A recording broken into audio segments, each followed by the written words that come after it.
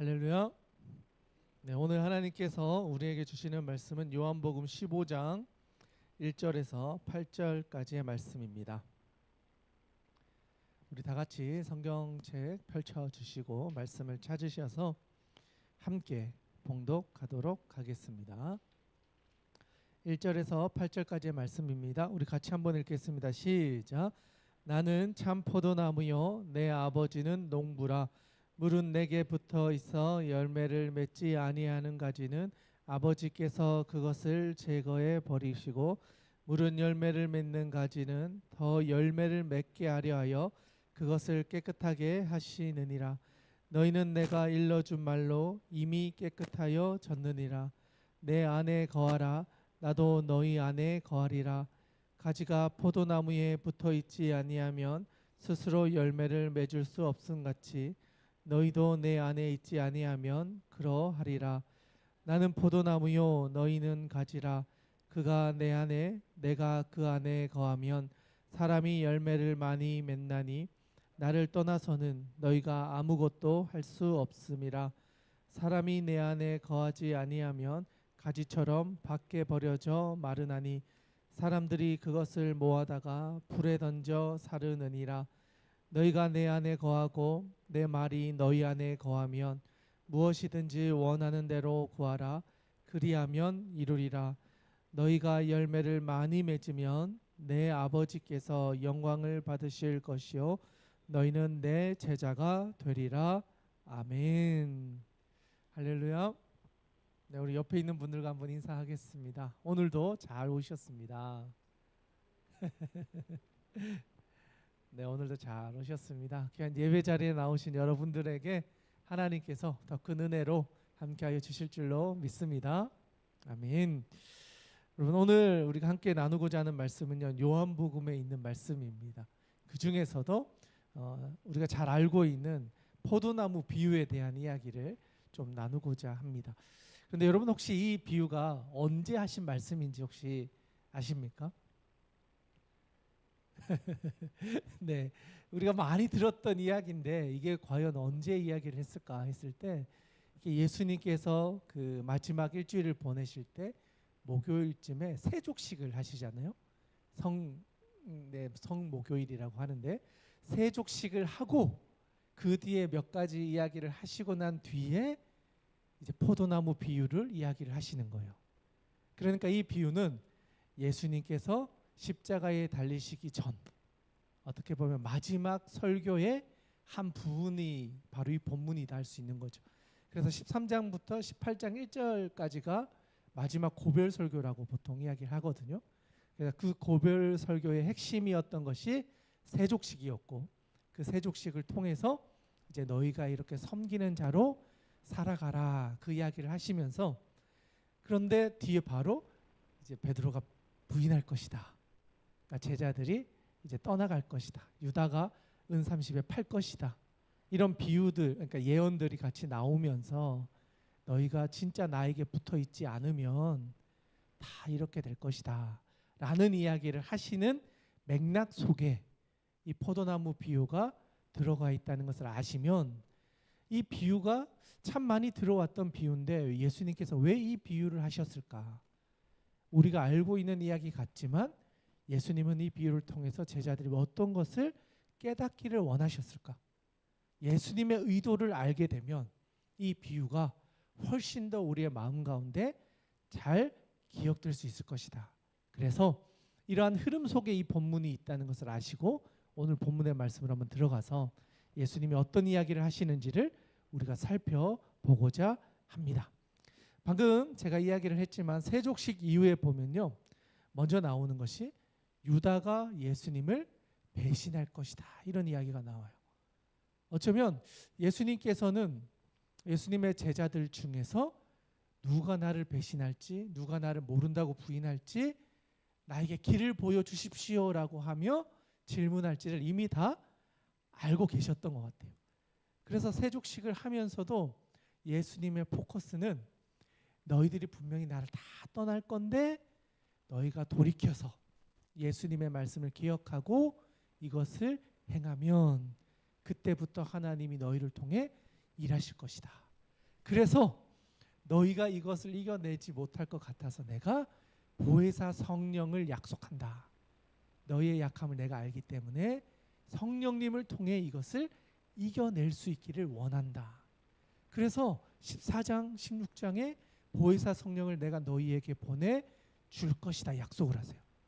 그러니까 결국 예수님의 이 마지막 설교는요, 함께하고 있는 제자들에게 하는 말씀이면서 동시에 얼마나 연약한 인간의 모습인지를 우리에게 보여주는 거죠. 너희가 지금은 나를 따른 제자라고 하지만 얼마 가지 않아서 베드로야, 너는 나를 3번이나 모른다 부인할 거야. 가룟 유다야, 지금은 네가 나에게 가장 최측근에서 일을 하지만 너는 나를 은 30에 팔게 될 거야. 그리고 내가 길이요 진리요 생명이다. 나로 말미암지 않고는 아버지께로 갈 자가 없다 했더니 도마가 도대체 그 길이 무슨 길입니까? 제가 이해하지 못하겠습니다. 그 길 좀 보여주십시오. 그렇게 질문할 때 예수님께서 보지 않고 믿는 것이 더 훌륭하다. 그 이야기를 해주시는 거예요. 그러니까 이 질문을 하거나 배신을 하거나 모른다고 하는 이 이야기들이 결국 예수님의 가장 측근에 있었던 제자들이었다는 거예요.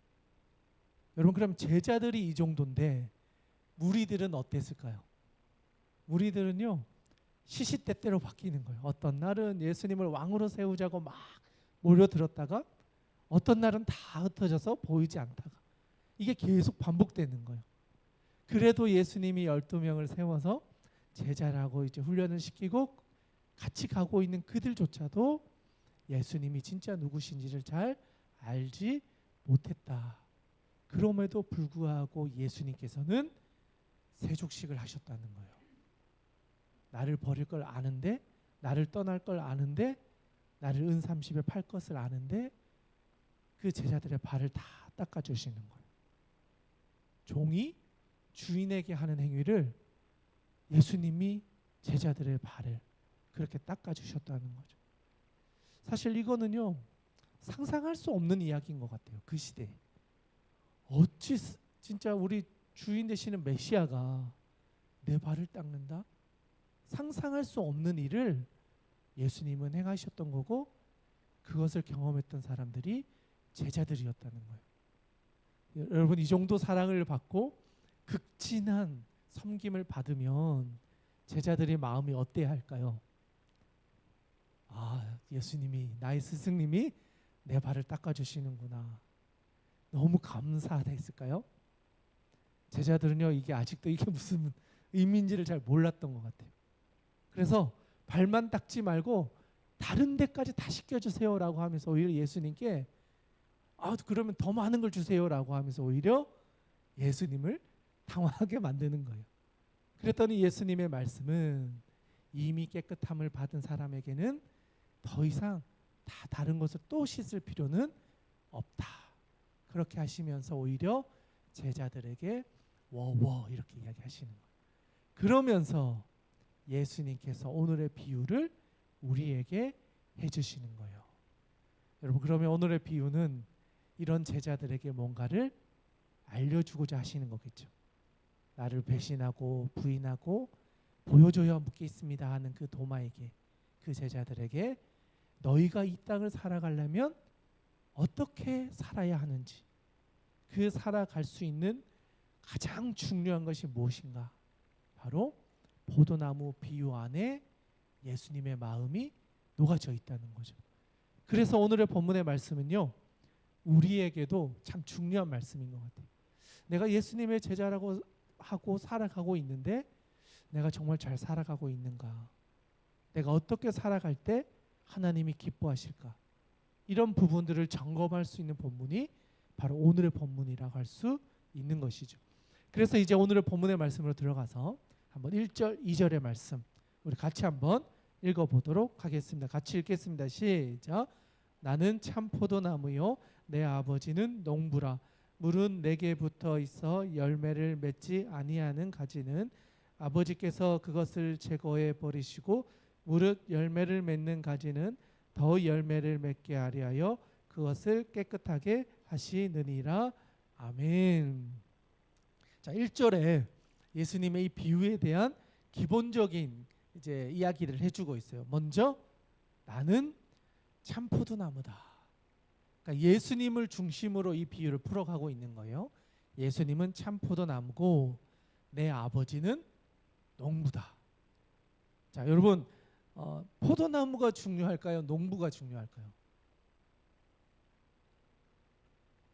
자, 둘 다 중요하기는 한데 이 비유에서는 지금 어떤 게 더 중요하게 다뤄지고 있나요? 포도나무와 농부 중에. 자, 포도나무가 이 비유에서는 더 중요해요. 그런데 사실은요, 이 모든 걸 관리하고 계시는 농부가 사실은 모든 정권을 가지고 있어요. 그런데 예수님께서는 하나님의 하시는 일에 대해서는 우리의 영역이 아니기 때문에 농부다 이렇게 이야기하시는 거예요. 왜냐하면 사실은 농부가 이 나무를 뽑아서 옮겨 심을 수도 있고 이 나무를 그냥 버릴 수도 있고 이 나무를 잘 관리할 수도 있고 좋은 거름을 가지고 와서 이 나무를 정성껏 돌보면 이 나무는 무조건 잘 될 거예요. 왜냐하면 농부가 그만큼 애써서 이 나무를 키우니까. 그런데 그 영역을 이야기하지 않는 이유는 하나님의 하시는 일에는 우리가 어떻게 할 수 있는 힘이 전혀 없기 때문에 우리는 하나님의 일은 우리가 간섭할 게 아니고 하나님의 일은 하나님이 하시니까 착한 농부로서 정말 열심히 과수원을 돌보고 계시기 때문에 그 영역에 대해서는 우리가 생각할 필요가 없고 우리가 할 수 있는 영역이 어디까지인지를 보여주시기 위해 포도나무에 집중하고 계신 거예요. 그런데 이 포도나무를 어떻게 이야기하시냐? 참 포도나무라는 거예요. 왜냐하면 예수님이 살았던 그 동네에는요, 보이기에는 포도나무 같은데 먹지 못하는 포도나무들이 생각보다 많았대요. 그래서 막상 가면 열매가 없거나 먹을 수 없는 포도가 열리는 거예요. 그러니까 달달하고 몸에 이렇게 좋아야 되는데 쓰거나 동물들밖에 먹지 못하는 포도나무 같은 것들이 있었다는 거예요. 그러니까 그것이 우리에게 유익하지 않았기 때문에 예수님은 시작부터 진짜 좋은 포도다 하고 이 비유를 시작하시는 거예요. 너희들이 맛볼 수 없는 진짜 포도, 참 포도나무가 바로 나다 이렇게 이야기하시는 거예요. 그리고 나서 이야기를 하시는 것이 너희는 누구라고요? 너희는 가지다 이렇게 이야기해요. 2절에 보니까 물은 내게 붙어있어 열매를 맺지 아니하는 가지는 아버지께서 그것을 제거하여 버리시고 무릇 열매를 맺는 가지는 더 열매를 맺게 하려 하여 그것을 깨끗하게 하신다. 그러니까 결국 가지가 두 가지가 있는 거예요. 첫 번째 가지는 어떤 가지냐? 붙어는 있는데 열매를 맺지 못하는 가지가 있다. 그런데 이건 어떻게 한다고요? 아버지께서 지하여 버리신다는 거예요. 그러니까 농부가 이 나무를 보면서 건강한 나무인지 열매를 잘 맺고 있는지를 보다가 그러지 못한 가지는 아버지께서 잘라버리신다는 거예요. 즉 제자 중에도 예수님을 버릴 제자들이 있는데 예수님이 그들을 버리는 것이 아니라 하나님이 때가 되면 그들을 하나님의 방법으로 다 인도해 가실 것이다. 그렇게 버려지는 가지도 있을 것이다. 그런데 열매를 맺는 가지도 있는데 이 가지는 어떤 일들을 당할 거냐? 더 열매를 맺게 하려고 그것을 깨끗하게 하신다는 거예요. 사실은 열매를 맺을 수 있는 가지면 그냥 놔두면 되잖아요. 열매 맺으니까. 아유 좋은 가지네 하고 칭찬만 해주면 되잖아요. 그런데 그렇게 두지 않으신다는 거예요. 그 가지에 더 많은 열매가 맺을 수 있도록 주변을 다 정리해 버리신다는 거예요. 요즘 말로 하면 가지치기를 하신다는 거예요. 여러분 가지치기를 한 번쯤은 경험이 있을 거라 생각을 합니다. 가지치기를 하면요 제일 먼저 어떤 걸 할까요? 일단 가위를 가지고 나무에 너무 많은 가지가 있으면 사실은요 야 이거는 뭐 커봤자 크게 열매를 맺지 못할 거다 싶으면 다 잘라버려요. 전지 작업이라고도 하죠. 그래서 이제 사과나무나 이런 나무들 심어 놓으면요 열매 맺기 한참 전에 잘 맺을 만한 가지만 남겨놓고 다 잘라버려요. 그래야 열매가 훨씬 더 크고 달고 당도가 좋은 열매를 맺기 때문에. 그런데 그 자를 때 보면요, 흉해 보여요. 너무 많이 잘라가지고 나무가 휑해 보인다는 거죠. 그런데 그 과정을 거치지 않으면 나중에 열매가 맺혔을 때 큰 열매가 맺히지 않는다는 거예요. 그래서 사과나무 같은 경우도 전지 작업을 할 때 보면요, 중간 가지 외에는 진짜 거의 다 잘라버려요. 그래서 보면 풍성했던 나무를 다 죽이는 것 같아요.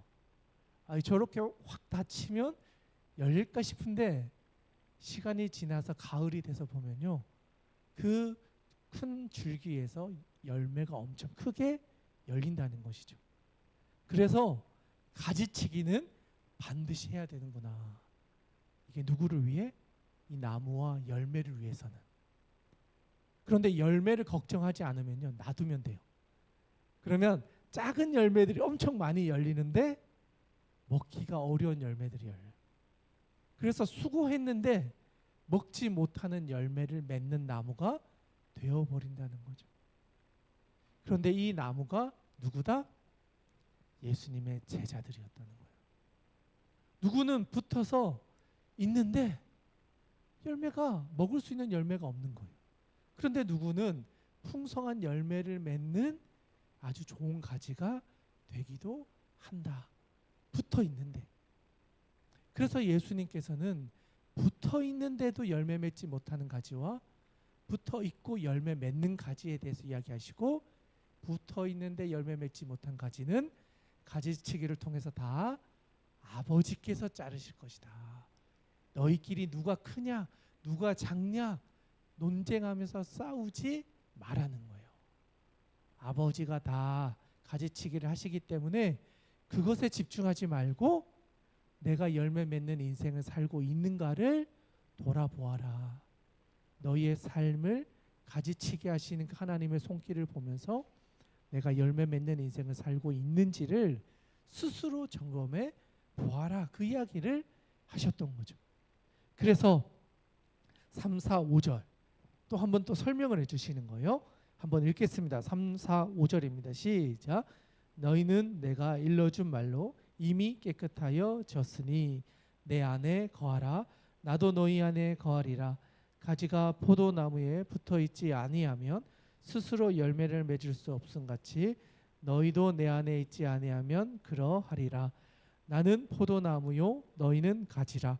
그가 내 안에 내가 그 안에 거하면 사람이 열매를 많이 맺나니 나를 떠나서는 너희가 아무것도 할 수 없음이라.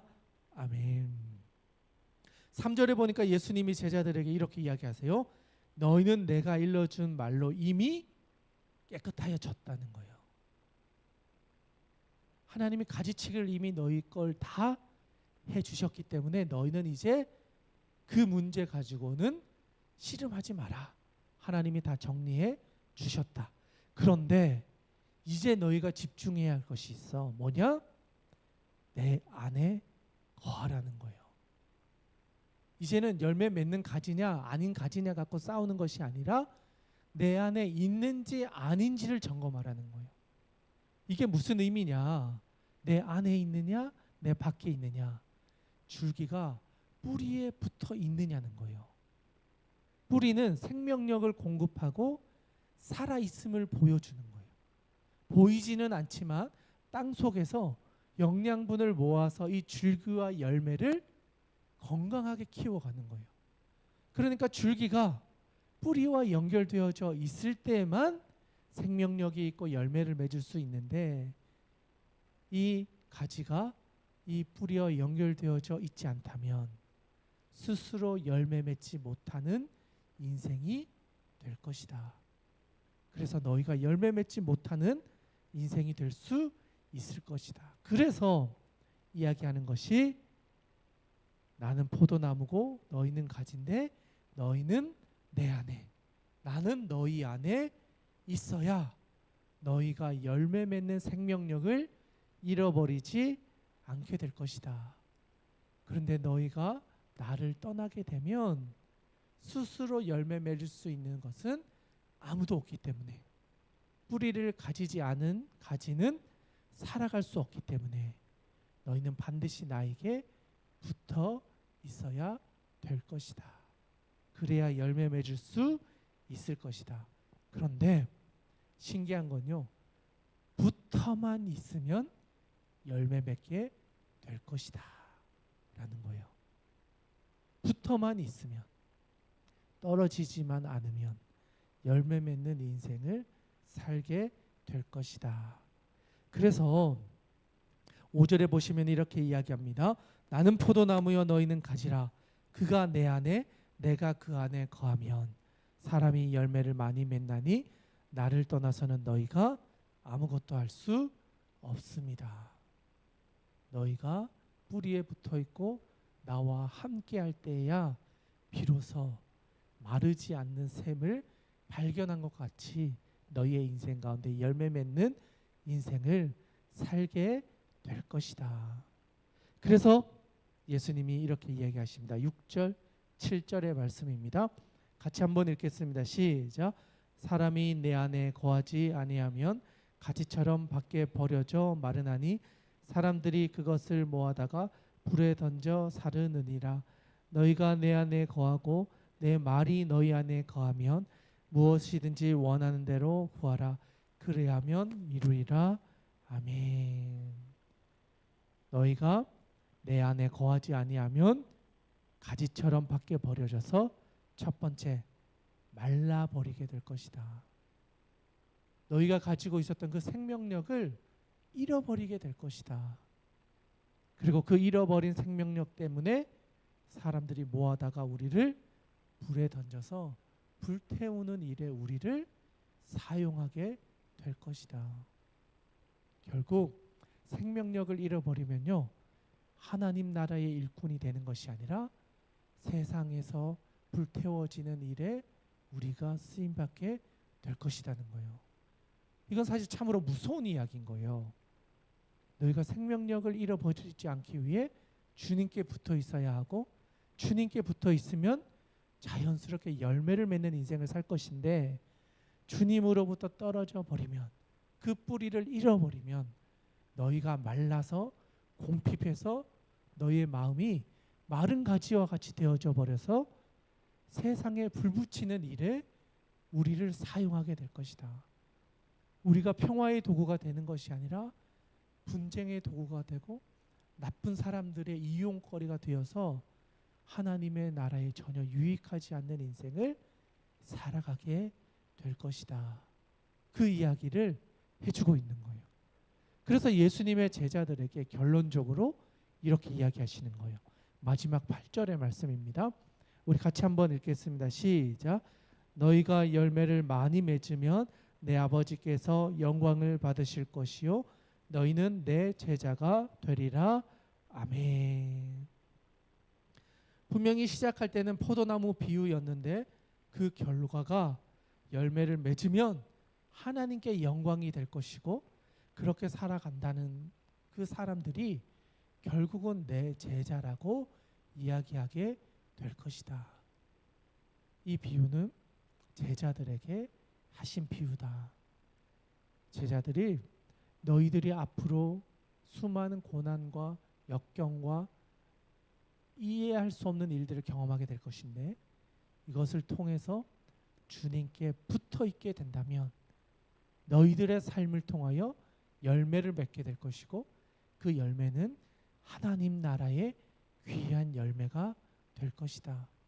그리고 그때 비로소 너희가 내 제자라는 이름을 듣게 될 것이다.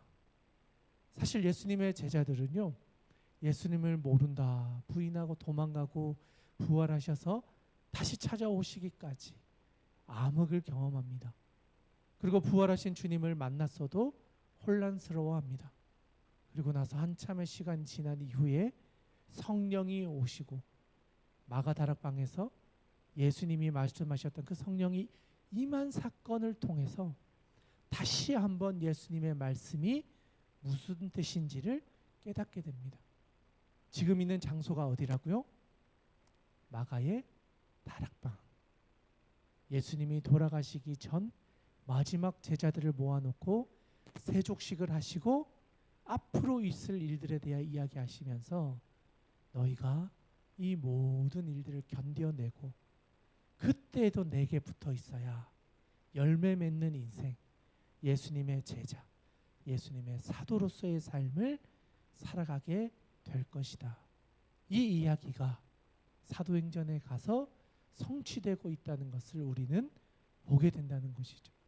그렇기 때문에 예수님은 너희가 뿌리에 붙어 있는 인생, 예수님에게 붙어 있는 인생, 예수님과 내가 하나 되는 인생을 살 때 비로소 하나님의 나라에 유익한 인생이 될 것이다. 그렇게 말씀하여 주고 계십니다. 바라기는 오늘 이 자리에 있는 여러분들의 인생이 하나님 아버지 앞에 그렇게 쓰임 받기를 주님의 이름으로 축원합니다. 여러분이 살아가는 그 한 걸음 한 걸음이 주님의 나라의 열매로서 하나님의 나라에 귀하게 쓰임 받아서 하나님께 영광이 되고 이 사람이야말로 진짜 예수님의 제자구나 하고 사람들로부터 또 하나님으로부터 인정받고 하나님 칭찬해 주시는 인생을 살아갈 수 있는 저와 여러분이 될 수 있기를 주님의 이름으로 축원합니다. 아멘. 우리 함께 기도하며 나가기를 원하는데요. 하나님 아버지, 오늘 우리에게 주신 이 말씀이 우리 모두에게 하나님께서 주시는 귀한 우리를 향한 하나님 아버지의 마음임을 기억하여 우리도 열매 맺는 인생을 살도록 우리의 삶의 뿌리를 주님께 내려 보이지 않지만 거기에 우리가 더 집중하여 하나님의 나라의 열매를 맺는 인생을 살아가도록 우리의 삶을 붙잡아 주시옵소서. 그렇게 살아가는 한 사람 한 사람에게 하나님께서 늘 동행하여 주셔서 하나님이 주시는 은혜가 우리의 삶을 떠나지 않도록 주님 우리에게 역사하여 주시옵소서. 하나님 우리와 함께하여 주실 줄 믿사오며 살아계신 우리 구주 예수님의 이름으로 기도드리옵나이다. 아멘. 우리 시간 먼저 기도할 것은 하나님